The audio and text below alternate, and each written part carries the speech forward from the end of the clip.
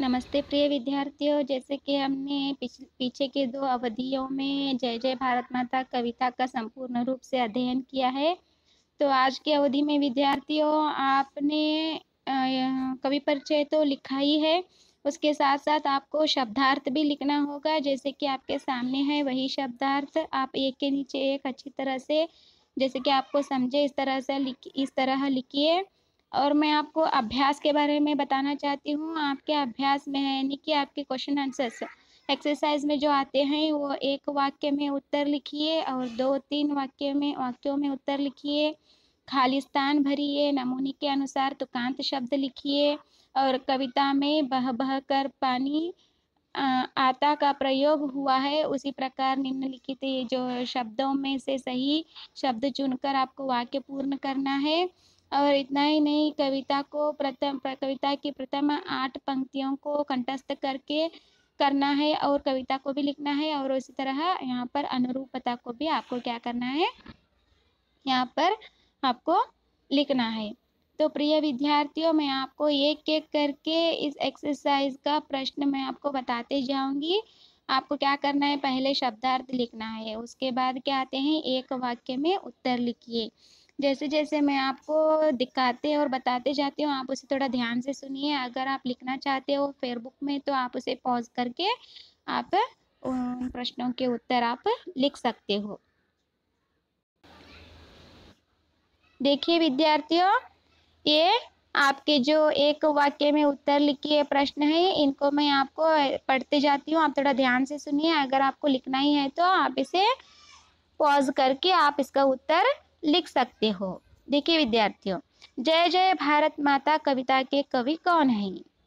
जय जय भारत माता कविता के कवि कौन है?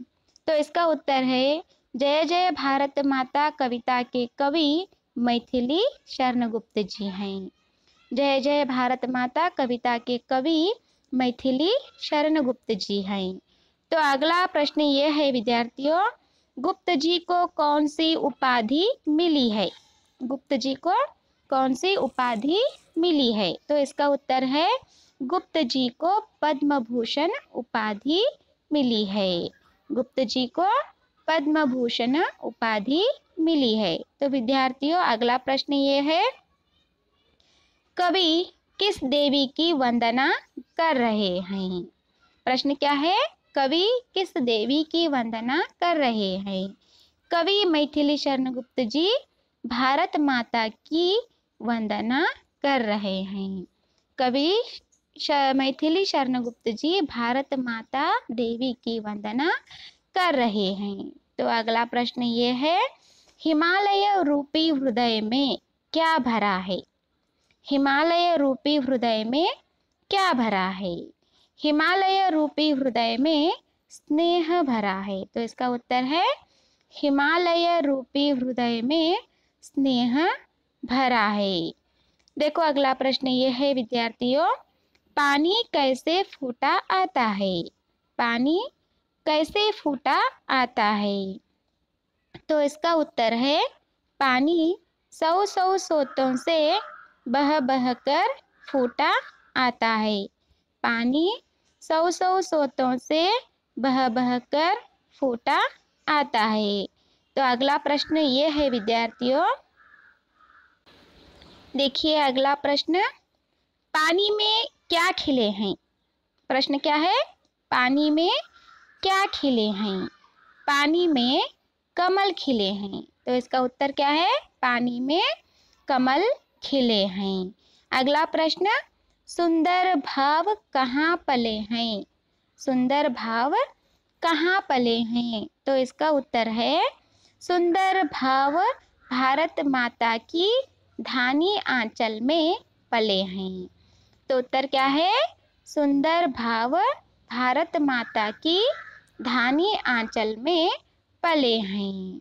तो विद्यार्थियों, ये 7 प्रश्न जो हैं एक वाक्य में आते हैं। देखो एक वाक्य में ही आपको क्या करना है, उत्तर लिखना है। अगर आपको लिखना है तो आप इसे पॉज करके लिख सकते हो। तो प्रश्न 2, मेन प्रश्न 2 में क्या है? देखिए प्रिय विद्यार्थियों, आपके मेन प्रश्न 2 में 2 या 3 वाक्यों में उत्तर लिखिए। 2 या 3 वाक्यों में उत्तर लिखिए। यह आपके लिए 2 मार्क्स का प्रश्न आपके एग्जाम के लिए आ सकते हैं। देखो, पहला प्रश्न क्या है? हिमालय के बारे में कवि की भावना क्या है? हिमालय के बारे में कवि की भावना क्या है? तो आपके सामने उत्तर भी मौजूद है, मैं उसे पढ़ती हूँ, आप थोड़ा ध्यान से सुनिए।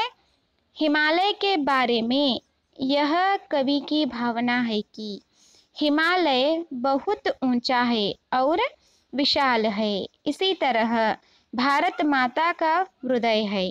ऐसे विशाल हृदय में बहुत सारा स्नेह भरा है।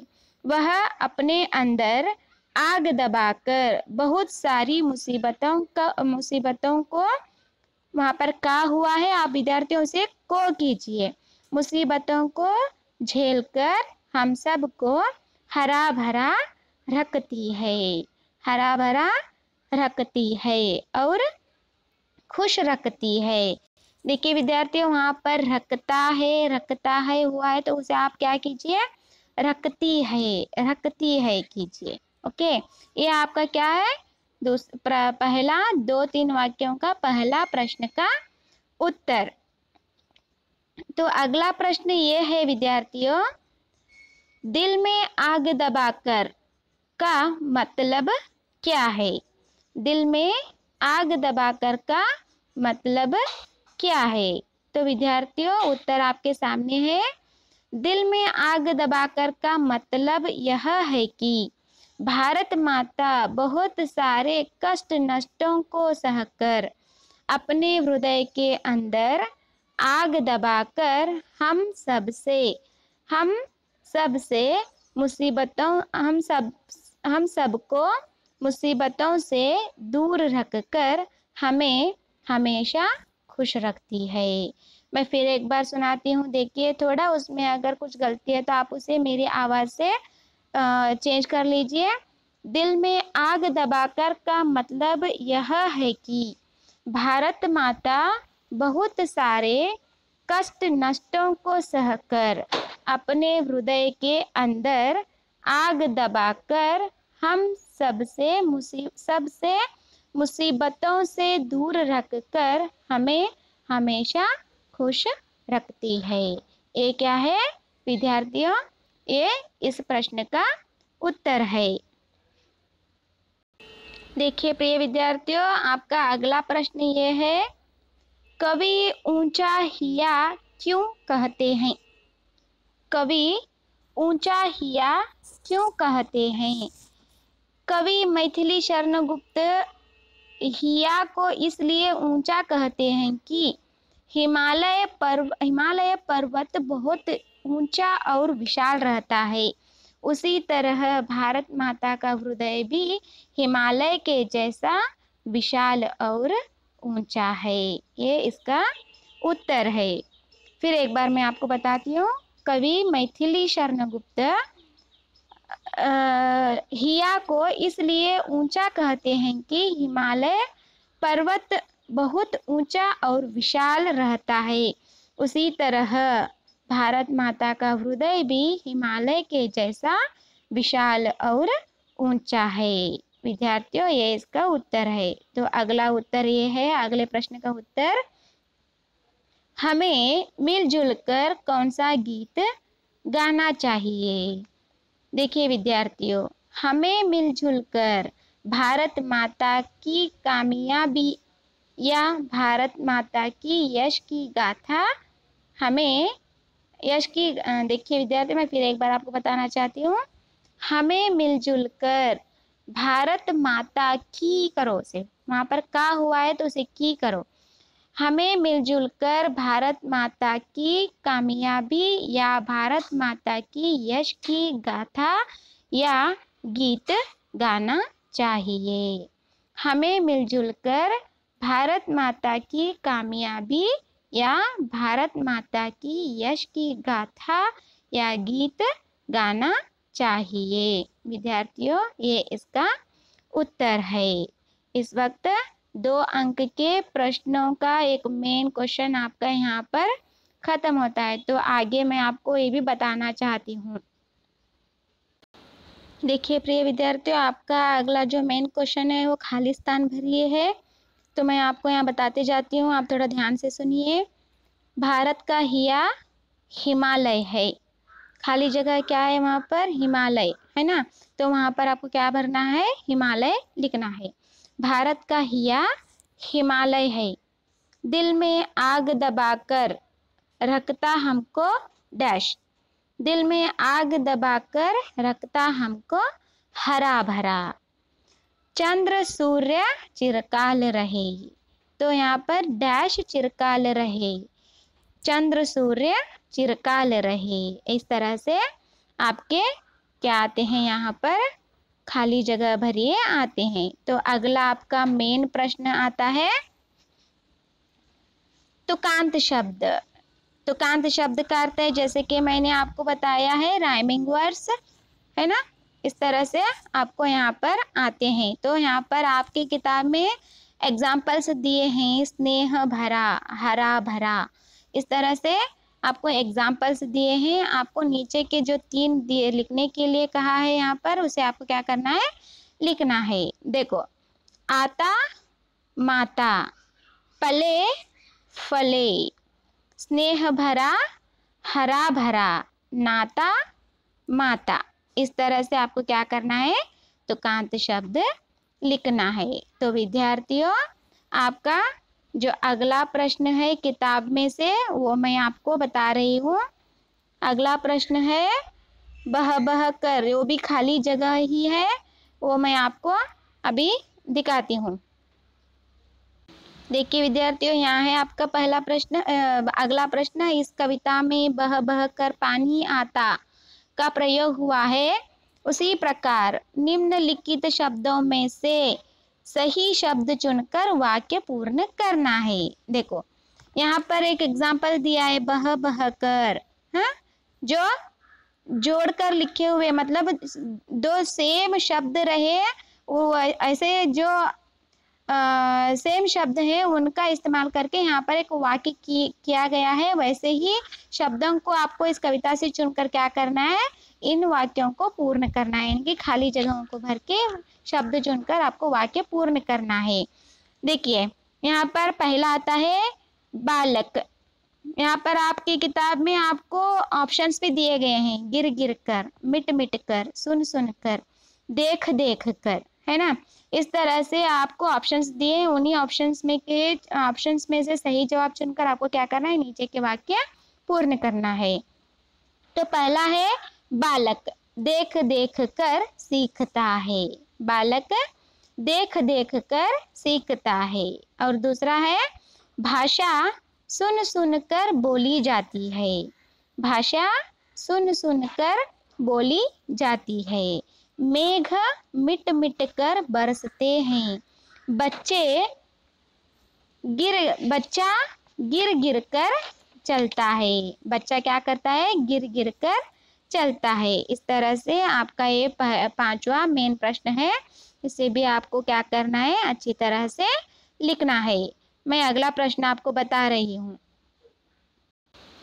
विद्यार्थियों, आपका अगला प्रश्न है अनुरूपता। देखिए, अनुरूपता में जो है, जैसे कि मैंने आपको अनुक्रमणिका के बारे में बताते हुए तब कहा था, जो एक शब्द का अनुरूप होता है उसी दूसरे शब्द का अनुरूप आपको लिखना है। वो देखिए आपको आ गया है, क्योंकि ये बहुत ही इम्पोर्टेंट है। 4 मार्क्स के लिए आपको अनुरूपता अवश्य ही आएंगे, बहुत बहुत ही इम्पोर्टेंट है। आप इसे थोड़ा ध्यान से सुनिए। देखिए, सागर का अनुरूप एक शब्द दिया गया है विशाल। वहाँ पर विशल हुआ है तो आप उसे विशाल कीजिए। सागर का अनुरूप है विशाल। हिमालय क्या है? ऊंचा। उसके सामने आपको क्या लिखना है? ऊंचा करके लिखना है। हिमालय ऊंचा है। अंधकार अंधेरा। पवित्र पवित्रता। आम धरती। कमल कीचड़। पानी लिखने से भी अच्छा होगा आप कीचड़ लिखिए। सूर्य सूरज। चंद्र चांद। ये आपके अनुरूपता हैं। आप किताब देखिए, उत्तर यहाँ पर आपको दिखेंगे, किताब देखकर भी लिखिए। अगर कुछ उसमें कुछ मिस्टेक्स भी हुए हो तो आप उसे सही कर लीजिए। तो ये आपका अनुरूपता है। और मैं आपको अगला प्रश्न भी बताना चाह रही हूँ। इसके बाद आपको आता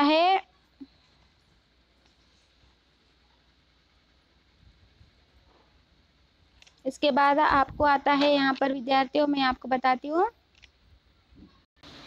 तो विद्यार्थियों, इसके बाद आपको एक प्रश्न आता है यहाँ पर, जो आखिरी प्रश्न है। इस कविता की प्रथम 8 पंक्तियों को कंठस्थ कीजिए। यानी कि आपकी कविता का पहली पंक्तियाँ 8, जो जय जय भारत माता, ऊंचा हिया हिमालय तेरा, उसमें कितना स्नेह भरा, दिल में अपने आग दबाकर रखता हमको हरा भरा, सौ सौ सोतों से बह बह कर है पानी फूटा आता, जय जय भारत माता।